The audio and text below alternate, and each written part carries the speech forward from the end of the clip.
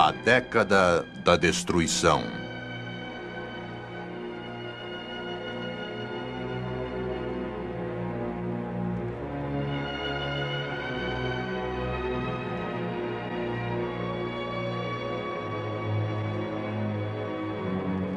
Um filme de Adrian Cowell e Vicente Hughes.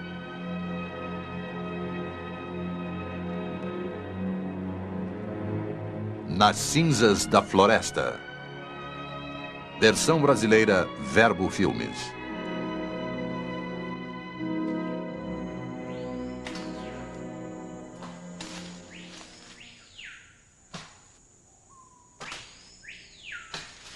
No início da década de 80, começou a ser aberta uma estrada em direção ao coração da floresta amazônica.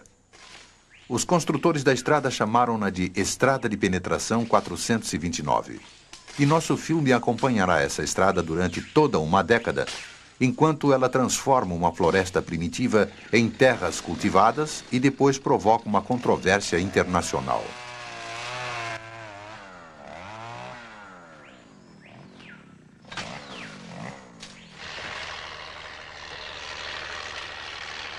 O ponto central de tudo o que acontece é a estrada de penetração e a rodovia principal da qual ela deriva. Esta, ligando o sudeste e o centro-oeste do Brasil à cidade de Porto Velho, capital de Rondônia. A rodovia era denominada BR-364 e no ano de 1980, dúzias de ônibus por ela circulavam transportando centenas de imigrantes diariamente.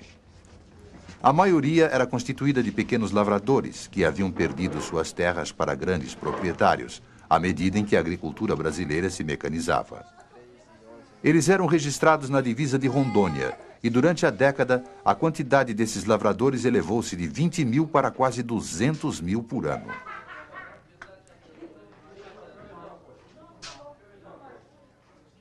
As famílias sem terras recebiam gratuitamente do INCRA cerca de 40 hectares de terra.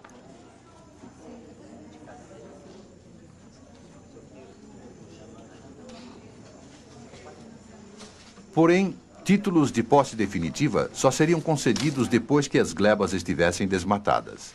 E então os colonos se deslocaram da rodovia principal, subindo a estrada de penetração 429 em direção aos índios Urueu-Uauau.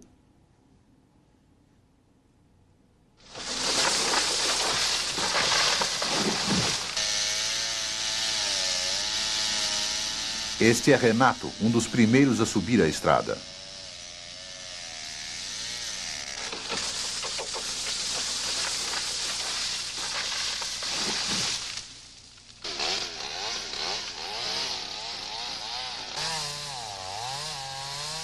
Goiano era um de seus vizinhos.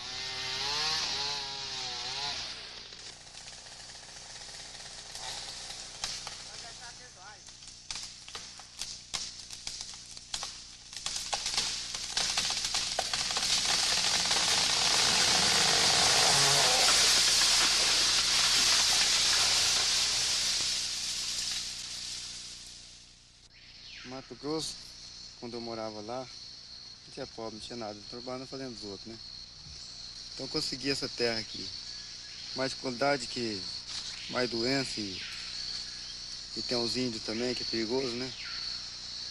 Mas com tudo isso, eu enfrento a dificuldade aqui e estou mais satisfeito que se eu estivesse lá. Bastante diferença melhor. Por quê? Porque aqui a pessoa só trabalha pra gente, se manda. Planta o que planta hoje para comer amanhã. E no que é dos outros não tem jeito. Então eu acredito que a vida aqui seja bem mais melhor do que lá. Lá a gente trabalhava mais do que aqui ainda. E as coisas eram mais difíceis. A gente não podia possuir uma terra, não podia possuir nada pra gente, né?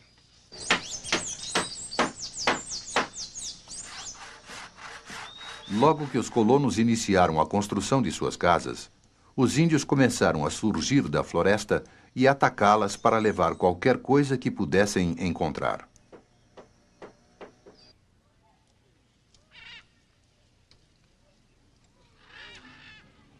Naquela época, os índios já estavam visitando o posto da FUNAI.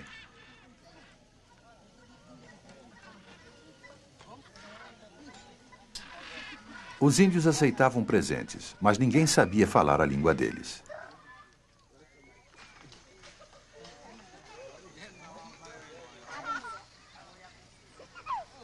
Logo depois, eles iam embora, muitas vezes para atacarem os colonos que estavam derrubando sua floresta. Eles mataram o cachorro, ó. Isso aqui tava tudo cheio de sangue, né? Esse machado aqui, ó. Eles mataram o cachorro aí e largaram o machado aqui, ó. Vem aqui tá o machado. Vocês viram ele? Nós não vimos não, mas vimos o estrago, tudo que eles fizeram aí, as redes que levaram 5 redes, as roupas nossas, tudo. E aqui o saco que nós tínhamos, mercadoria, aí espalharam tudo aqui. A hora que nós chegou aqui, que nós vimos tudo essas roupas rasgadas que eles tinham posado aqui. Aí nós chegou aqui, achamos a cabeça do cachorro que ele matou lá no baraco. E tirou o queixado de baixo e o queixado de cima. Tava tudo moído a cabeça do cachorro aqui, né, que eles levaram os dentes do cachorro.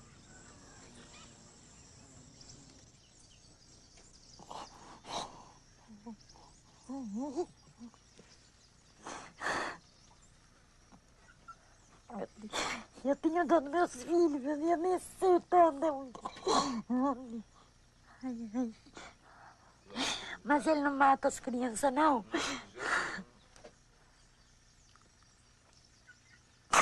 Eu só tenho menos crianças, mas é porque a gente já sofre bastante, né? Então, quer dizer que essas crianças que eu tenho tanto medo, mas Deus sabe o que faz. Ai, meu Deus. Maria e Renato estavam pondo em risco seus filhos pelo direito de desmatar 40 hectares de terra. E a época do desmatamento era o início do período da seca, quando todas as árvores floresciam.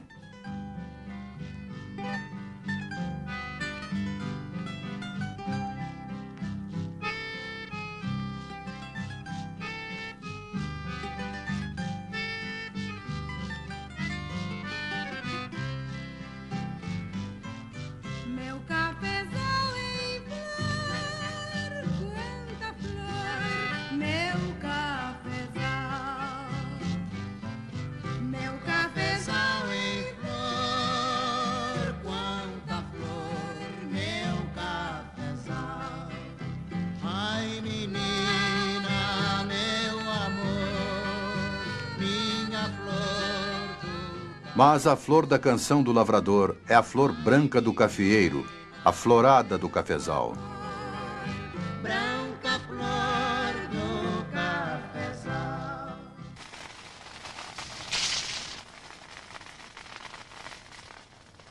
Renato e Maria estavam queimando 6 hectares para seu próprio café e outros 20 hectares para seus vizinhos.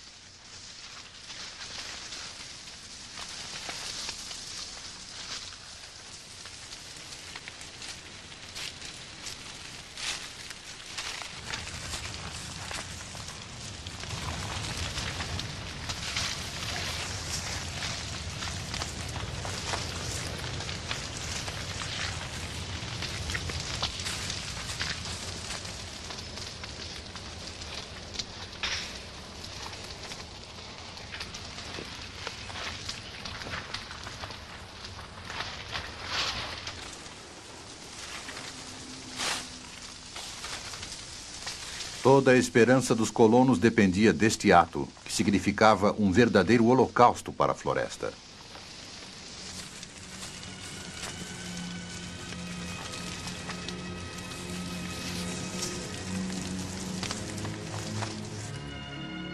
Tanta floresta foi queimada aquele ano, o ar ficou tão carregado de fumaça que até os aviões ficaram retidos no solo pelo controle de tráfego aéreo.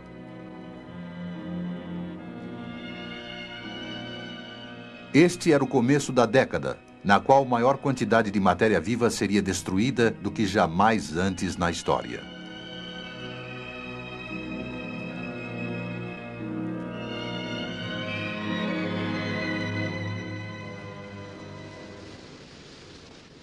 Depois, em setembro, houve um violento vento quente, e a terra dos lugares que antes eram o solo da floresta foi soprada para o alto como uma fina poeira amarela. A poeira levantada pelos caminhões misturou-se com a fumaça das árvores queimadas, e a maior floresta do mundo deu a impressão de estar desaparecendo. Mas, para os lavradores da região, a época de fumaça era a época do plantio.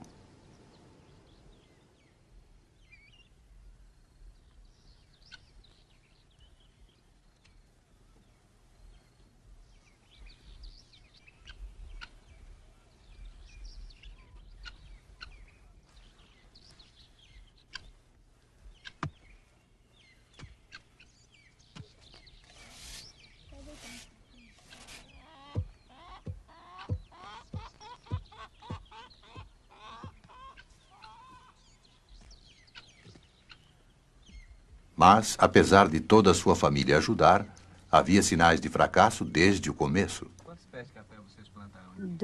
Acho que 2.200. Plantaram mais alguma coisa além do café? Não. Só o café por enquanto. Só. É que mesmo que não saiu outras coisas. Plantamos milho, não saiu, abóbora, melancia, não saiu nada. Agora vamos ver o café, né? Mas tá com um jeito muito feio demais. Não tá. Por causa que as terras já não são boas mesmo, a gente planta, não sai. Agora vamos ver esse ano.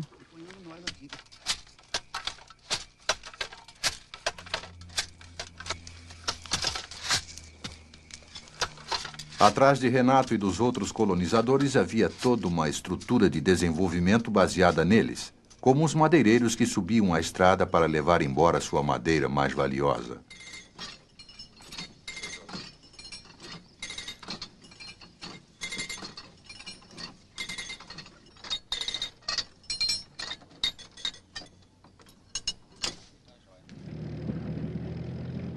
A alguns quilômetros estrada abaixo ficava o povoado de Mirante do Serra. Ali era selva fechada há apenas alguns meses antes. Mas agora havia ali uma dúzia de casas construídas apressadamente. E o INCRA havia reservado lotes para um posto de gasolina, escola, hospital e setor industrial.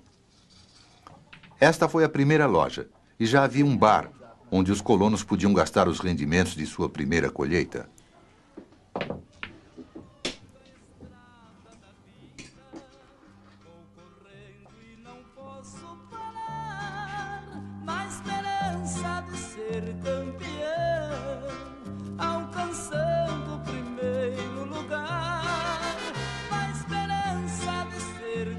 Quanto mais se fosse em direção ao início da estrada, mais desenvolvida era a agricultura e maiores as cidades.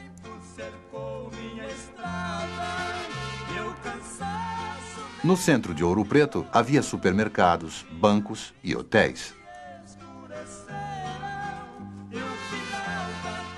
Também moinhos e armazéns, prontos para a próxima safra.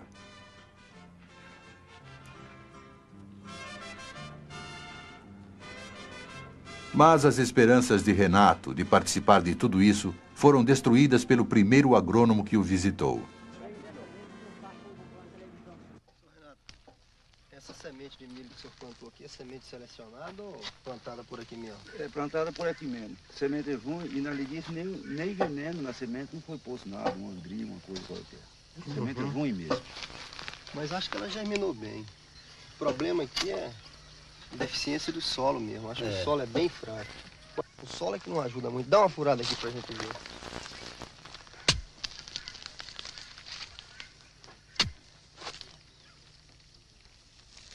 Uma terra sem liga, sem nada, né? Muito arenosa, muito arenosa. Terra de muito areia assim, você tem... Ela fica muito seca, porque ela retém muito menos água do que uma terra mais argilosa.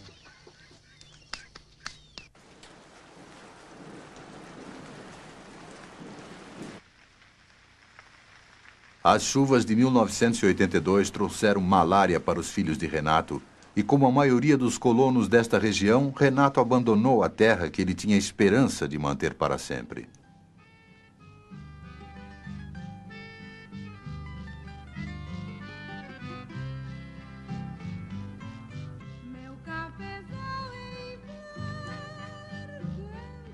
Isto foi tudo que restou para mostrar depois de 2 anos de sofrimento e uma floresta em cinzas. Até os pés de café eram ainda muito pequenos em comparação com os do lugar onde a família agora trabalhava como meeira, mas em uma das áreas de solo bom de Rondônia.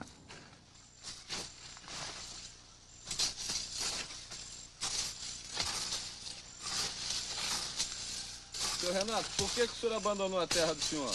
Porque a terra não produziu, fui obrigado a abandonar. Plantei milho, não saiu, figuinho assim, arroz. Costuma dar toceira grande em terra boa lá, cociriquinha. Você planta 40 litros para poder tirar 3, 4 sacos. Então não deu jeito de ficar lá. E aqui agora, seu Renato, quais que é as condições do senhor? Se tornando mesmo meieiro, sem futuro, só a meia, porcenteiro. Igual no Mato Grosso. Ou talvez pior ainda, que lá tinha recurso e aqui não está faltando muito recurso. O problema de Renato era a falta de terra boa. E isso era o resultado direto do programa de colonização.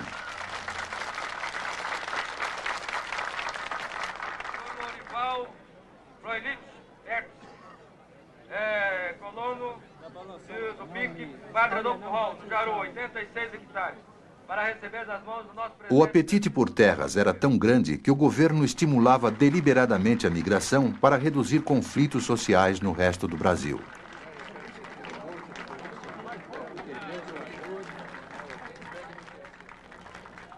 E a migração, todo o programa de desenvolvimento, dependia dos grandes comboios procedentes da parte industrializada do Brasil.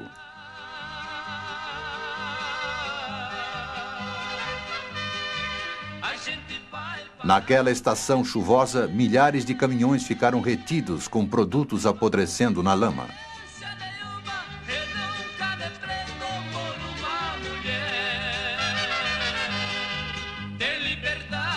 Por isso, foi decidido pavimentar a estrada lamacenta e pedir 1/3 da verba ao Banco Mundial.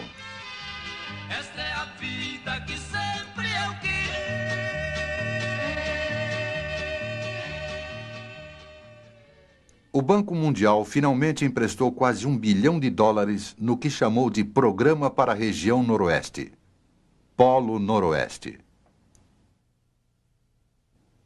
As equipes de inspeção do banco visitaram constantemente a região, e é significativo o fato de terem seus especialistas alertado o banco sobre quase tudo que estava saindo errado. Por exemplo, o consultor de antropologia David Price. Fui solicitado pelo Banco Mundial a analisar a viabilidade dos projetos que os brasileiros desenvolveram para resguardar os interesses dos índios da região e a competência dos órgãos do governo brasileiro para executar os projetos. E achei o projeto simplesmente tolo e ignorante.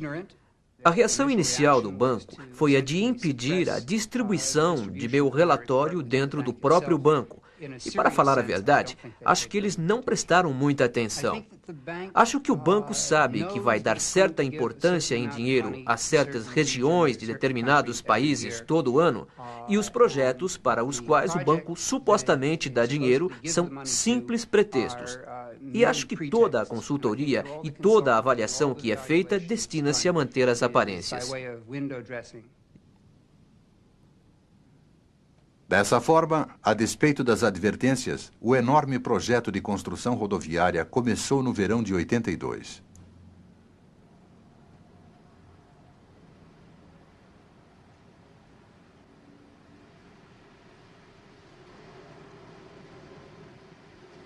A crescente controvérsia não era contra a pavimentação da estrada, mas contra pavimentá-la antes de Rondônia poder absorver adequadamente a migração que isso poderia estimular. Por exemplo, tomemos este discurso do governador de Rondônia. Nesse novo estado, olhamos para trás e nos damos conta de que Rondônia se fez de mãos calejadas, corpos suados e poeirentos do divino trabalho da terra. Venham brasileiros de todo o Brasil, venham gentes de todos os povos. Rondônia lhes oferece trabalho, solidariedade e respeito. Tragam seus sonhos, anseios e ilusões. Compartilhem tudo isso com este povo admirável. À medida em que a migração crescia aos milhares, a esperança de Renato de conseguir terra melhor se tornava pouco mais do que um sonho.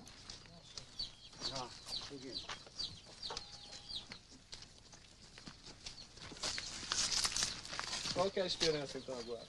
A esperança é ver se consegue uma terra para poder viver. E não ser meieiro que nem a gente vive penando. Sempre sendo meieiro. Porque numa terra boa, tudo tem produção, tudo tem. Mas nessa lá não dá. Não tem condição. Tem, Maria? Tem. Nunca tivemos ajuda de nada. Não.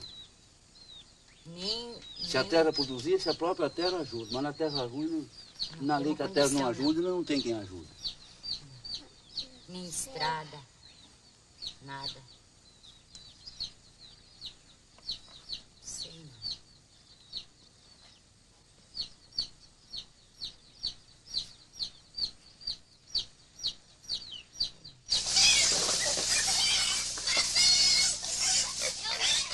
Desde 1982, a família de Renato teve que se mudar quase todo ano, dando assim um testemunho anual do absurdo que ocorria na região e nos levando a dar uma olhada mais profunda no que estava realmente acontecendo.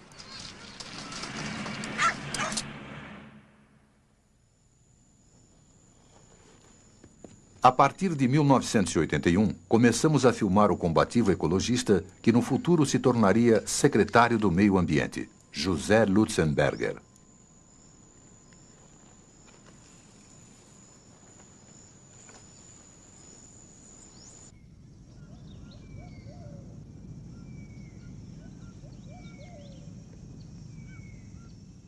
Esta é a região de Ouro Preto, em Rondônia, onde o colono Renato abandonou a sua terra.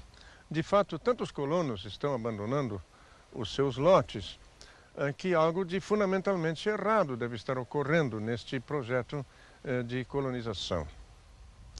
Por isso, nós decidimos filmar e observar durante os próximos 5 anos para ver o que vai acontecer. Filmaremos inicialmente 3 tipos diferentes de colonização aqui nesta área de onde vai partir a projetada estrada de penetração, a BR-429.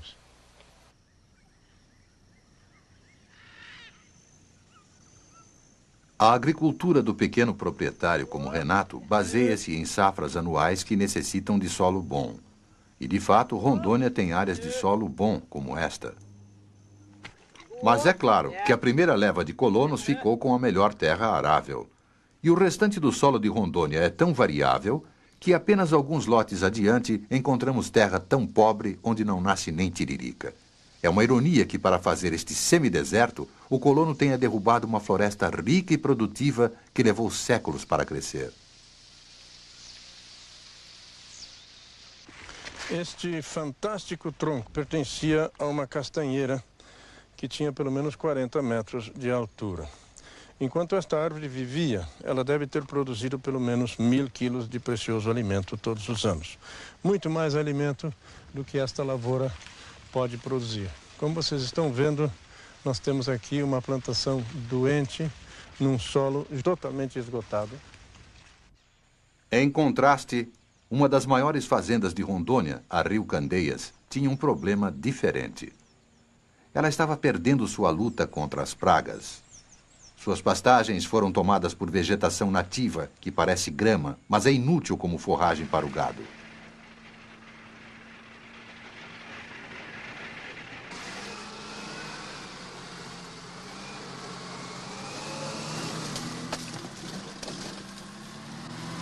O custo da eliminação dessa praga, de acordo com o gerente, era superior à possível renda da terra. Quando é que foi iniciado esse empreendimento? Esse empreendimento foi iniciado aqui há 7 anos atrás, né?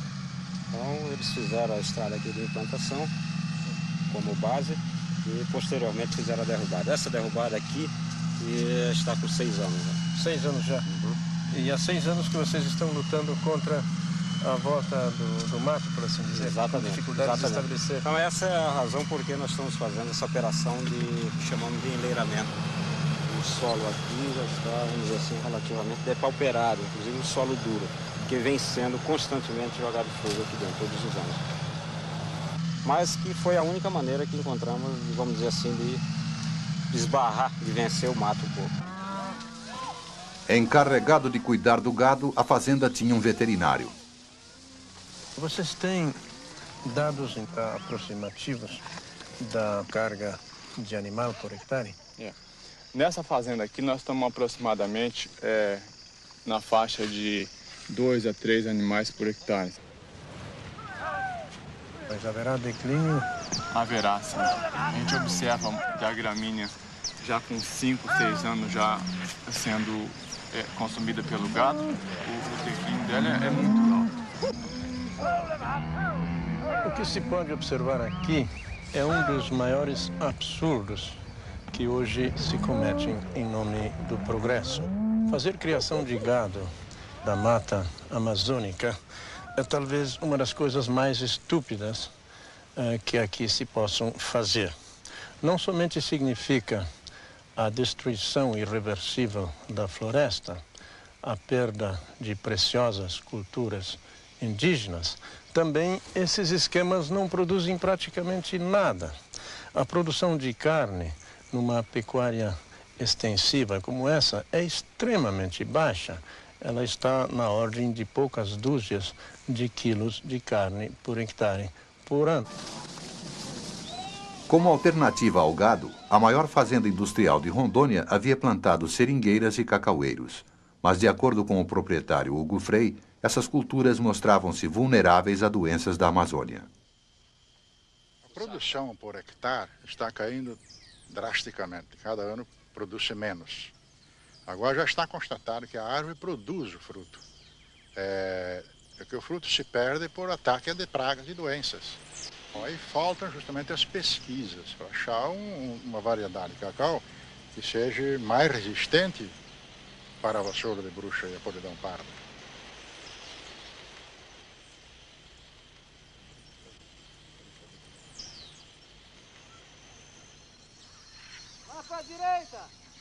Os mais recentes projetos de colonização como este, parcialmente financiado pelo Banco Mundial, incluíram o estudo do solo, e por isso a maioria dos colonos recebeu terra de qualidade razoável. O INCRA também fez um bom trabalho, distribuindo glebas devidamente demarcadas e registradas. Mas as fazendas foram rigidamente divididas, sem levar em conta o tipo de terreno, e assim muitas não tinham água ou abrangiam morros rochosos. E os colonos eram principalmente lavradores compelidos a deixar as terras do sul e que aqui receberam glebas gratuitas para reduzir conflitos sociais. Com as linhas do ouro preto caindo nessa. Vindos para cá sem experiência de selva, eles tentaram reconstruir as fazendas de estilo europeu que tinham perdido. E esse tipo de agricultura de zona temperada é impraticável nos trópicos. Uma questão que foi levada ao chefe do INCRA em Rondônia. Coisa sustentável, indefinidamente sustentável, que poderia durar toda a vida, para fazer uma coisa que não vai durar nem 20 anos. E isso é um grande. Bom, em contrapartida, nós estamos dando alimentos a uma família com média de 8 Por quanto dependentes. tempo? E para a miséria que vem depois? De 8 dependentes. Por quanto tempo? Tá? Por quanto tempo, eu não faria essa pergunta. E a miséria que vem pelo depois? menos ele hoje está recebendo alimentação. Ele hoje está ele recebendo poderia ter alimentação. mais É um alimentação ser no seu humano que país de está origem. recebendo alimentação hoje. Agora, por quanto tempo? Vamos unidos buscar ver se esse tempo seja um tempo indefinido. Então nós Que não temos seja que curto trabalhar prazo, por esquemas mas que seja longo sustentáveis, prazo. Estou sacrificando uma coisa e colocando uma outra que vá produzir. Mas Agora, nós se essa estamos terra sacrificando. ficar improdutiva, aí foi um crime. E ela vai ficar Aí foi um crime.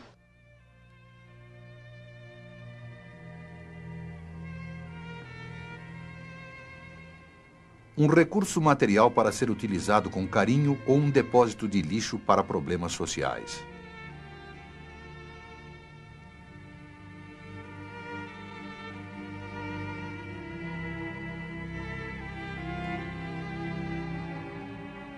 Durante os anos 80, estas visões opostas da Amazônia tornaram-se um assunto de debate nacional que cada vez mais crescia na esfera internacional.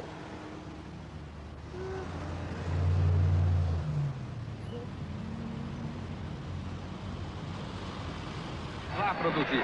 Agora, se essa terra ficar improdutiva, aí foi um crime. Aí foi um crime. Senhor Lutzenberg, temos muito prazer em tê-lo aqui conosco. Por favor, venha para a mesa das testemunhas.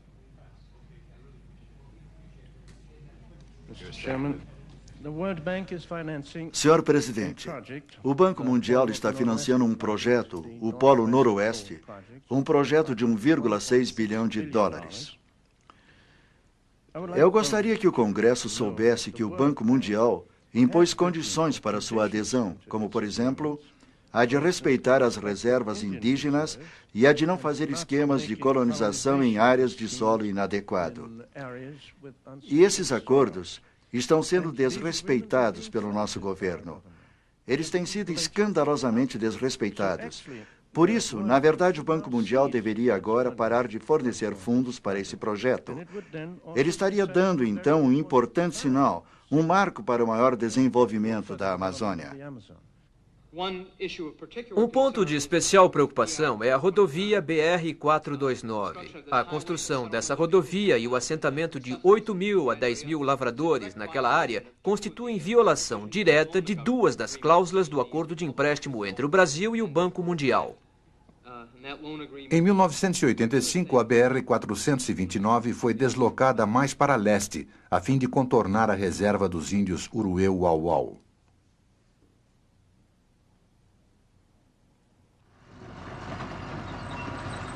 Mas algumas das estradas secundárias chegaram até aos limites da reserva e contribuíram para levar doenças aos índios e ameaçar o que antes era um tipo de vida inocente e muito isolado.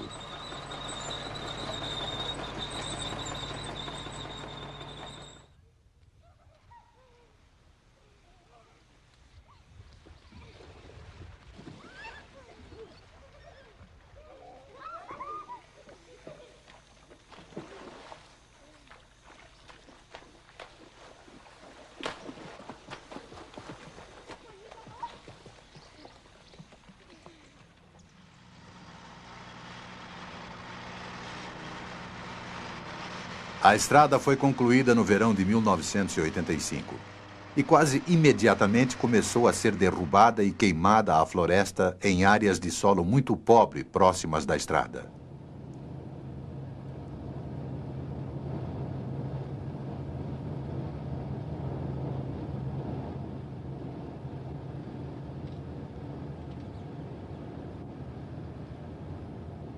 Por essa razão, indagamos ao Banco Mundial em Washington por que eles haviam permitido que tal acontecesse, quando o acordo de empréstimo tinha cláusula específica contra aquilo. Nossa crença era que, ao invés de procurar dizer claramente que não construíssem uma estrada, e não tenho muita certeza de que tivéssemos esse grau de influência no Brasil, era muito mais importante estimular os brasileiros a executarem um estudo adequado de impacto ambiental, a fim de se poder avaliar devidamente os prováveis efeitos dessa estrada. E isso foi acordado. E é isso que eles estão fazendo agora. O senhor acha que em 1984 o banco poderia ter solicitado aquele estudo de impacto ambiental antes de a estrada prosseguir? Não sei. 2 anos mais tarde, o estudo de impacto ambiental estava ainda em andamento e tanta floresta tinha sido derrubada que isso atraiu a atenção de um especialista em análise de desmatamentos por meio de fotografias feitas por satélite. Escolhemos essa rodovia 429 para termos melhor noção do que está acontecendo nas florestas desta parte de Rondônia e para termos uma melhor interpretação dos dados do satélite que estamos constantemente analisando. É verdade que, recentemente, vocês afirmaram que a taxa de desmatamento está dobrando a cada 2 anos? Na verdade, está muito perto disso. Em 1985, nós calculamos com base em imagens deste tipo que mais de 11% do estado tinham sido desmatados, a maior parte disso nos últimos 2 ou 3 anos. As partes claras são de desmatamento ao longo da rodovia principal BR-364. E como isso estava aumentando visivelmente de ano para ano, nós perguntamos se isso tinha sido estimulado pela pavimentação da estrada. Este gráfico, resumindo nossa análise por satélite nos últimos anos, mostra que foi entre 1984 e 1985 que o desmatamento teve o maior impacto no estado, e foi precisamente nessa época que a BR-364 foi pavimentada. À luz desse recente gráfico da NASA, pergunta-se se o banco agora se arrepende de ter feito o empréstimo para o Polo Noroeste. Não, acho que não nos arrependemos. Acho que o significado da sua pergunta é uma relação de causa e efeito. Porque a estrada foi pavimentada, houve um aumento da migração. Talvez a pavimentação da estrada tenha tido algum efeito sobre isso, mas duvido que tenha tido muito efeito. Na área onde filmamos Renato pela primeira vez, os resultados da colonização agora eram evidentes. Em 1986, 80% dos vizinhos de Renato tinham vendido ou abandonado suas terras. E 29 glebas localizadas na estrada de acesso à propriedade de Renato tinham sido compradas por uma única família. De fato, a maioria dos lotes parecia estar sendo mantida para fins especulativos, não para agricultura. Na corrida pela terra que foi desencadeada pela pavimentação da BR-364, é isso que aconteceu com as pessoas que nós filmamos 5 anos atrás. Aqui temos os restos da casa do Renato, que nós filmamos com a família plantando café. Sobram alguns pés de café lutando pela sobrevivência, mas a terra está completamente abandonada, mantida para a especulação. De fato, 14 lotes vizinhos já foram comprados pelo cerealista local. O mesmo homem que mais adiante já juntou, formando uma fazenda, outros 16 lotes. Na grande fazenda onde filmamos esta cena, tudo o que restou da casa foi um cofre enferrujado e seus vastos 2.000 hectares desmatados, abandonados a invasores. Além disso, o maior agricultor de Rondônia tinha acabado de destruir a maior parte de seu cacau, café e borracha. Aqui nessa área são 2 áreas de 100 hectares cada uma. 200 hectares de seringa foram derrubadas. E plantou o que aqui? Por enquanto, só deixamos a seringa remanescente, que estão imunes às doenças, e plantamos pasto. E o problema central era você estava incentivado, entre aqui 12 anos atrás, quando não tinha pesquisa suficiente para saber se a agricultura vai dar bem em Rondônia ou não, hein? Sim, naquela época se desconhecia totalmente o comportamento de qualquer tipo de lavoura. Com o incentivo da Sudévia e da CEPLAC é que nós nos envolvemos na lavoura de cacau e seringueira em primeiro lugar. E hoje constatamos que não vai nenhuma nem a outra.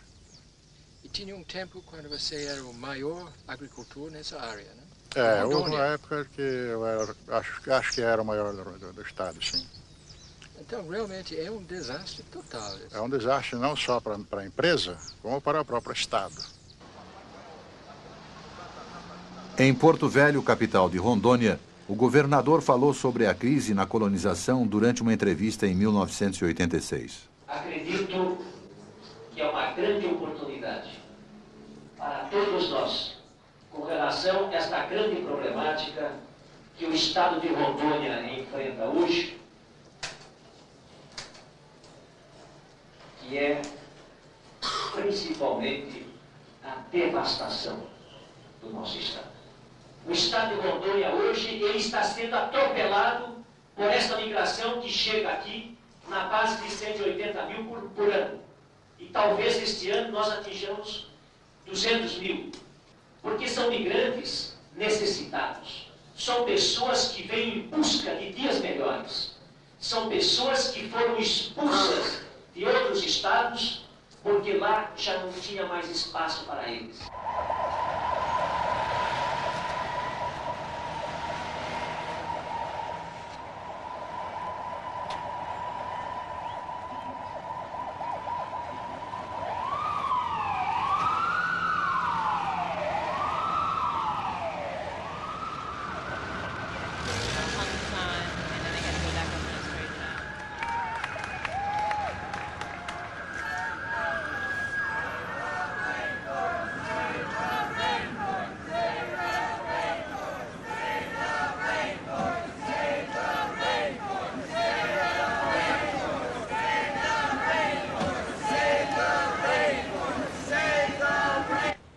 Queremos que o Banco Mundial saiba, que vocês todos saibam, que vamos estar de volta aqui no próximo ano. Em todo o território dos Estados Unidos estão acontecendo agora 75 demonstrações como esta.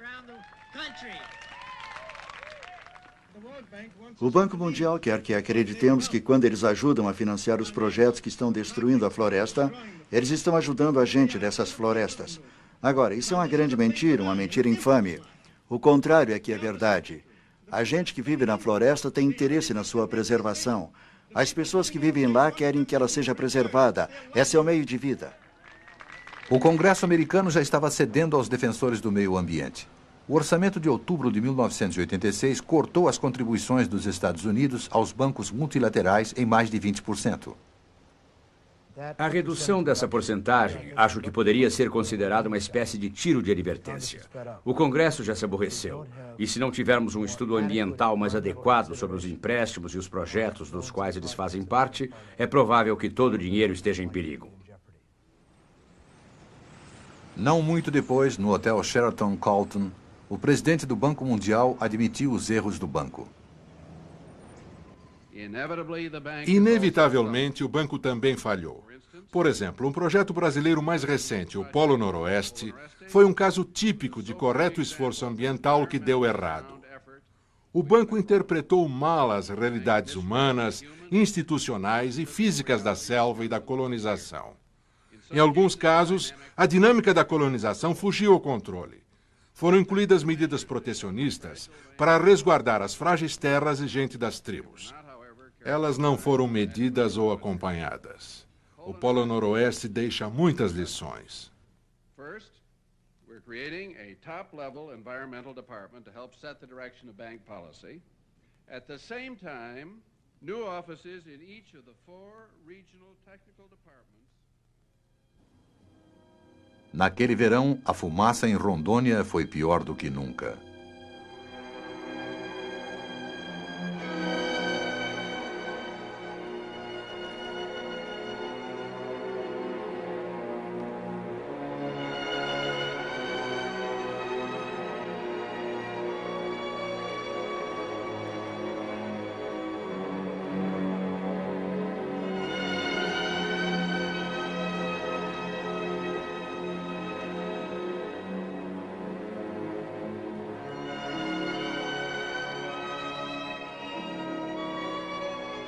Mas foi durante os verões de 87 e 88 que Alberto Setzer, cientista brasileiro que havia trabalhado na unidade de desmatamento da NASA, começou a desenvolver uma nova técnica destinada a acabar com as queimadas. Alberto Setzer tinha esperança de utilizar satélite para localizar as queimadas suficientemente depressa para permitir a punição dos fazendeiros. Em 1989, as antenas do Instituto de Pesquisas Espaciais em São José dos Campos, São Paulo, diariamente recebiam fotos de todas as queimadas. 2 horas depois, a posição exata das queimadas já estava sendo transmitida por telex. Esse é um equipamento que está sendo utilizado para fazer a vigilância das queimadas na região da Amazônia. Ele foi feito aqui no INPE como parte de um sistema que inclui a recepção das imagens do satélite, o processamento delas e o envio dessas coordenadas geográficas onde estão as queimadas diariamente, praticamente em tempo real. Como o equipamento envia detalhes das queimadas?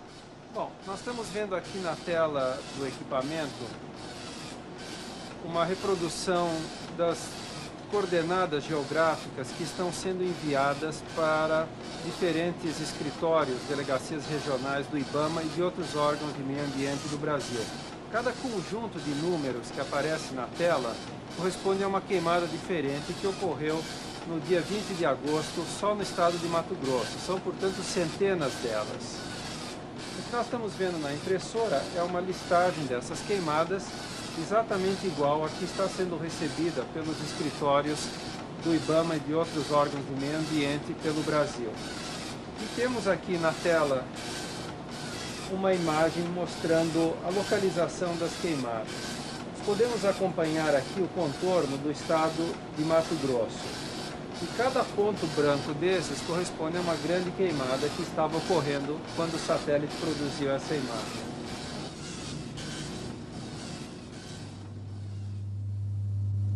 Durante a época das queimadas de 1989, Setzer checou o sistema intensamente com vários cientistas da Europa e dos Estados Unidos.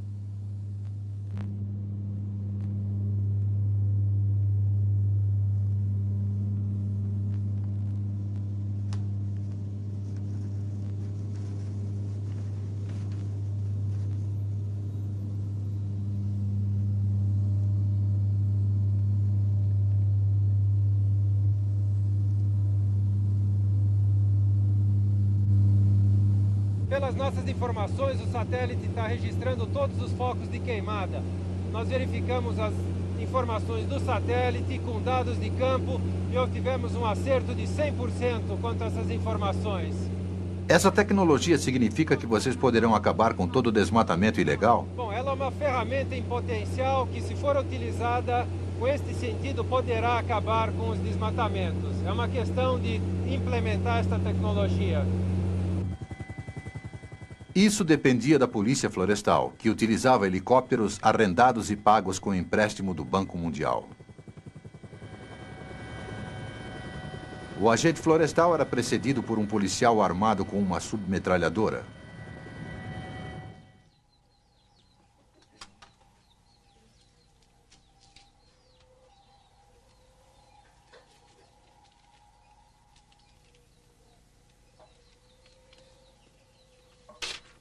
O senhor vai comparecer nesse endereço aqui, sexta-feira, às 15 horas. Então nós vamos deixar uma notificação com o senhor, tá? Para ele comparecer na sexta-feira. Na sexta-feira. Isso. Positivo. E ele deve levar, Haddad, eu sou o responsável pela unidade aqui de Tucuruí. Certo, é um responsável. Ele deve levar documentação, ou seja, autorização de desmate. Se ele tiver essa autorização, ele vai trazer de volta as motosserras. O senhor entrega para o seu Dirceu. Positivo.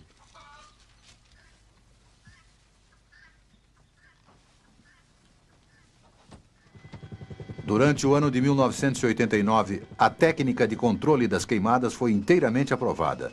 Mas a maioria das multas nunca foi paga. E o governo não tinha a decisão política de exercer pressão sobre os fazendeiros, especialmente se fossem abastados ou se tivessem apoio político.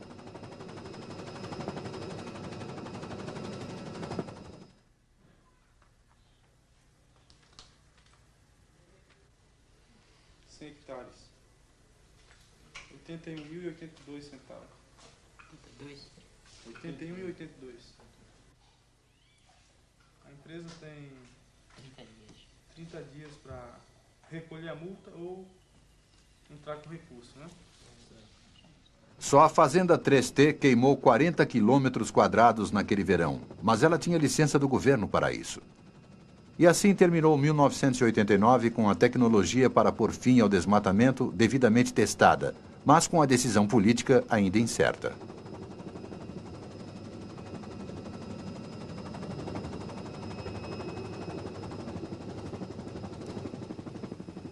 Enquanto a década de intenso desenvolvimento de Rondônia caminhava para o fim, o rio Jamari, onde filmamos as primeiras sondagens 10 anos atrás, está agora bloqueado pela enorme represa de Samuel. E muito da floresta dos índios está coberta pela água. O pequeno povoado de Mirante do Serra cresceu rapidamente, tornando-se uma cidade de comércio intenso. Enquanto a cidade de Ouro Preto está se tornando um centro industrial.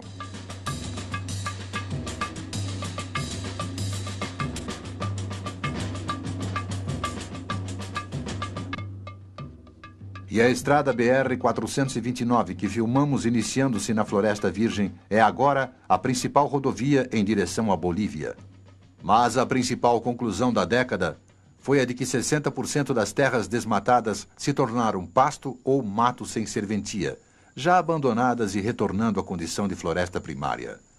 Philip Fernside é um cientista que trabalha para a Superintendência de Desenvolvimento da Amazônia.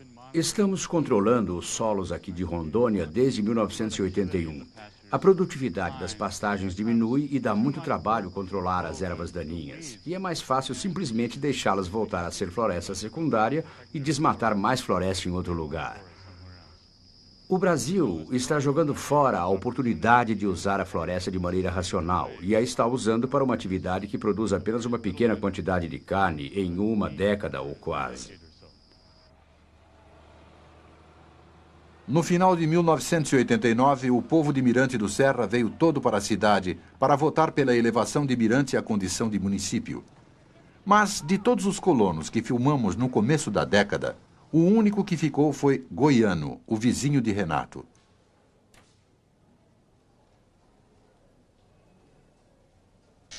Perguntamos como tinha sido a década para ele. Depois de 10 anos, eu piorei mais, porque peguei uma terra pelo governo, então a proposta era de ajudar com tudo, né? Toda assistência. E eu não tive assistência nenhuma, só peguei muita malária. Então a situação desses 10 anos para cá tem piorado cada vez mais. Goiano agora vive em um cortiço numa cidade próxima.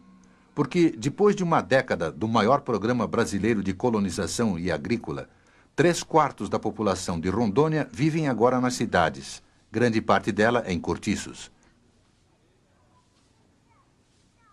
Por exemplo, este conjunto habitacional foi construído para migrantes com a ajuda do governo do estado, mas sem rede de esgoto, sem água encanada e sem coleta de lixo.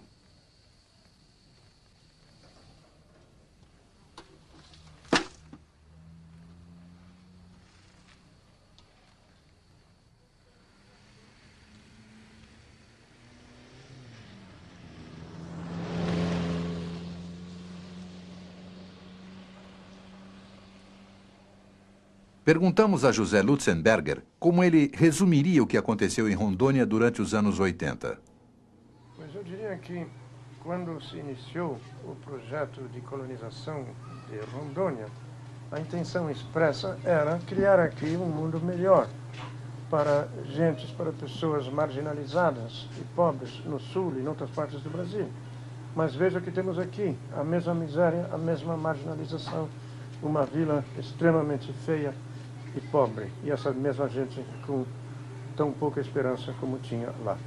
Mas foi desencadeado um processo irreversível de destruição na floresta que, se não for invertido rapidamente, levará certamente a calamidades climáticas mundiais indescritíveis.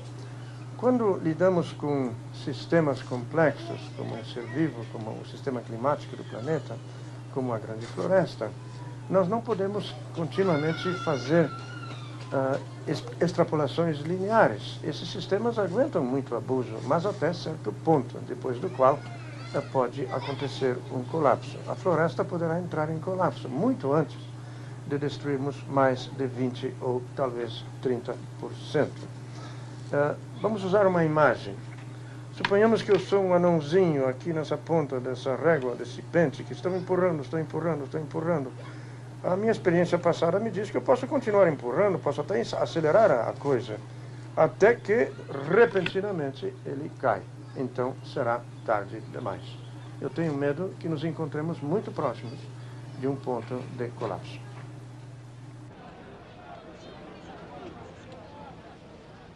Mas não exatamente, pois em 15 de março de 1990, um novo presidente tomou posse em Brasília.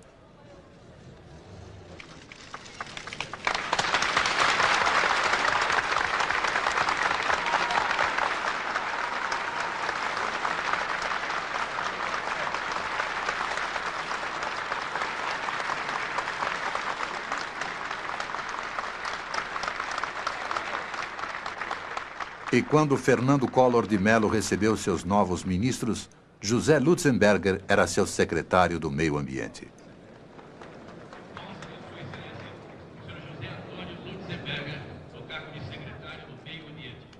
Mais tarde, no quarto de seu hotel, perguntamos a Lutzenberger o que ele planejava fazer a respeito do desmatamento. Pois, pela primeira vez, nós temos no Brasil uma situação completamente nova no que concerne a Amazônia. Temos um governo que realmente tem a intenção de agir no sentido de salvar a grande floresta. e temos os instrumentos. Temos as imagens de satélites que nos chegam todos os dias e mostram todas as derrubadas, todos os incêndios. 2 ou 3 horas depois da chegada das imagens, os helicópteros do IBAMA podem estar a caminho. O senhor acha que conseguirá reduzir as queimadas de maneira significativa neste verão? Pois eu estou convencido que teremos êxito, porque existe realmente a vontade de nossa parte do governo de agir.